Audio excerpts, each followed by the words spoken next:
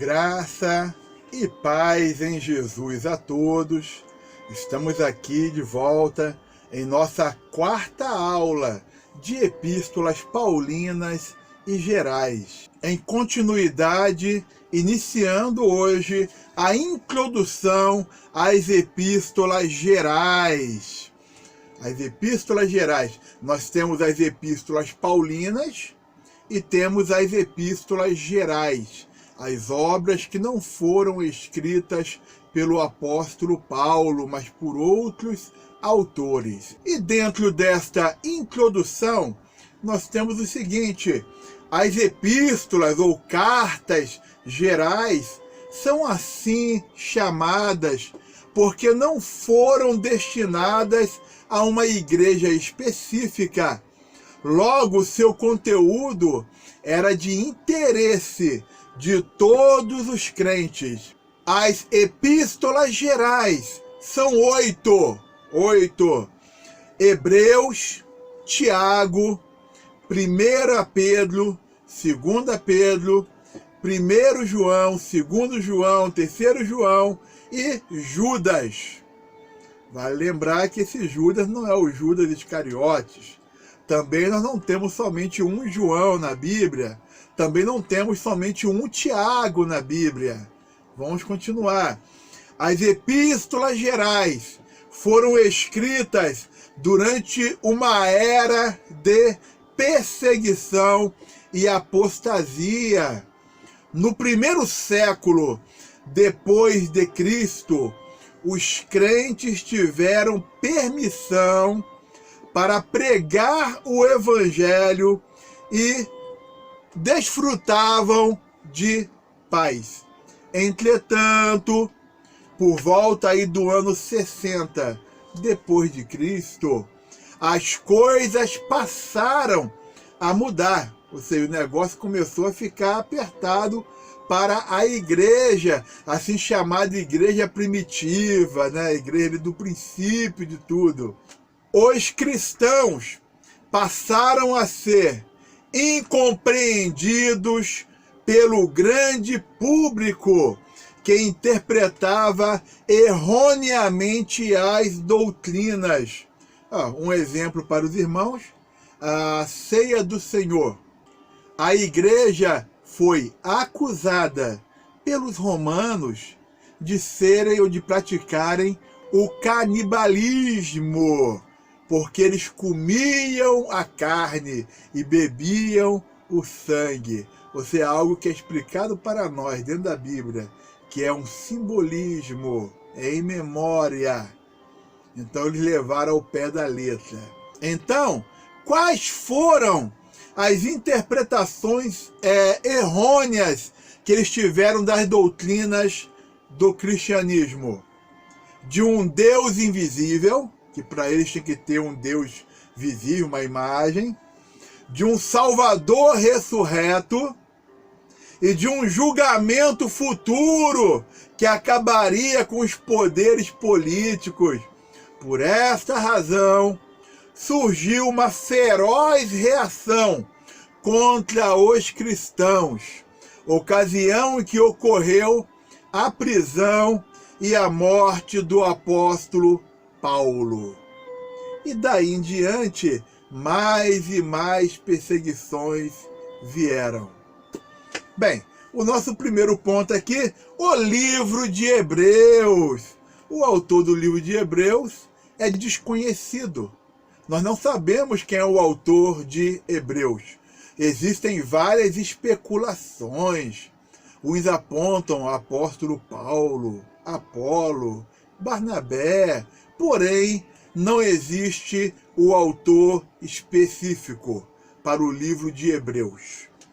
Então, o autor desconhecido, o ano, cerca aí do ano 70 depois de Cristo.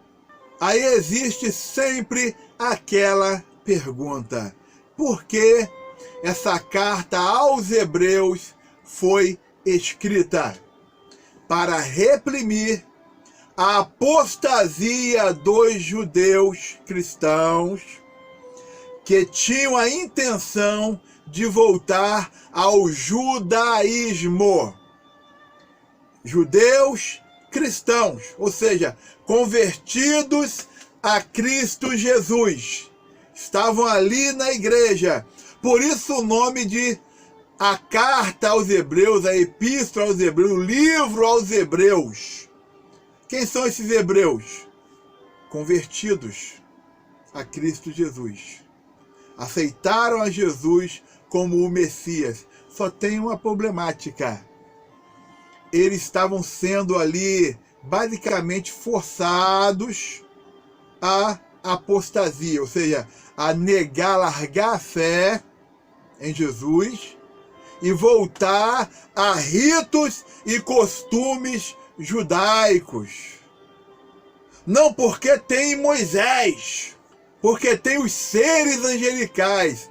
E o autor aos Hebreus ele vem mostrar que Jesus ele é superior a isso tudo. Vamos dar continuidade. A autoria da carta aos Hebreus, não designa seu autor. E não existe unanimidade de tradição em relação à sua identidade. Alguns sábios destacam algumas evidências que podem incluir uma autoria paulina, enquanto outros sugerem que um dos colaboradores de Paulo, como Barnabé ou Apolo, podem ter escrito o livro. A especulação provou-se infrutífera. E a melhor conclusão pode ser a de Orígenes, no século III, que declarava que só Deus sabe ao certo quem o escreveu. O autor, como nós falamos, é desconhecido. Datação e localização.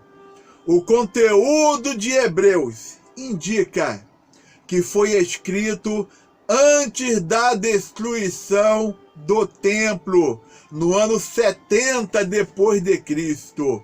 Como que foi isso, pastor? No ano 70, o general romano Tito, ele saiu destruindo Jerusalém e com isso ele destruiu o templo que foi levantado por Herodes. A única evidência em relação ao local em que o livro foi escrito é a saudação enviada pelos da Itália, indicando, talvez, que o autor escrevesse de Roma, ou escrevendo para os cristãos, os hebreus, ali de Roma. O conteúdo dessa carta, uma palavra importante da epístola é melhor. Melhor. Usada para descrever a Cristo e os benefícios do Evangelho. Conforme eu vou falando, as passagens bíblicas vão aparecendo aqui para os irmãos. Leiam a palavra de Deus. E não se esqueçam de se inscreverem aqui no canal aqui nosso aqui do YouTube, curtir aqui o vídeo. A maioria das bênçãos do judaísmo relacionava-se com as coisas terrenas. Um tabernáculo ou templo terreno, sacerdotes terrenos, sacrifícios terrenos, um acordo que prometia prosperidade terrena. Em contraste, Cristo está à destra da majestade nas alturas, onde distribui as bênçãos celestes. Um ponto importante desta epístola é a apresentação do ministério sumo sacerdotal do Senhor Jesus. Cristo é o sumo sacerdote, não segundo a ordem de Arão. Não, nós somos da área sacerdotal de Arão, que foi ali posto ali por Deus através de Moisés. Não, Jesus, ele é antes de Arão. Ele não é segundo a ordem sacerdotal de Arão, mas sim de Melquisedeque, que não tinha antecessores nem sucessores no sacerdócio. Sendo assim, Melquisedeque era um tipo perfeito para Cristo, que recebeu o cargo de sumo sacerdote por invocação direta de Deus e não por uma herança vinda ali de Arão.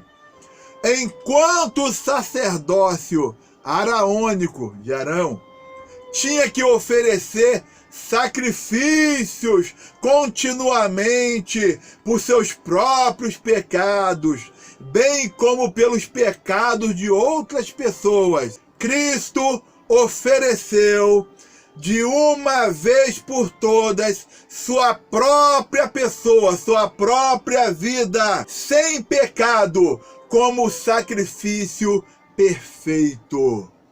Ele, Jesus, experimentou na carne a provação que todos os crentes conhecem, e por isso ele é capaz de interceder compassivamente em nome deles, ou seja, em nome dos crentes, dos salvos em Jesus.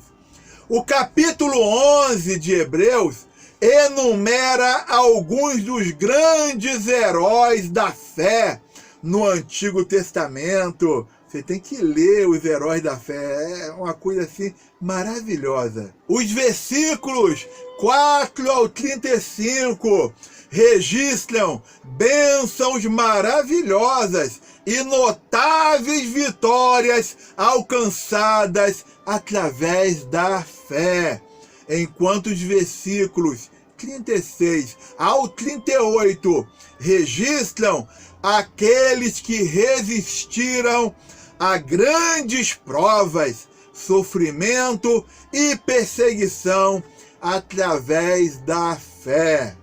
Significativamente, não há menção dos pecados e defeitos daqueles enumerados ali na passagem bíblica. O motivo óbvio é que o sangue de Jesus tinha riscado os pecados e fracassos, de modo que suas iniquidades não são mais lembradas contra eles.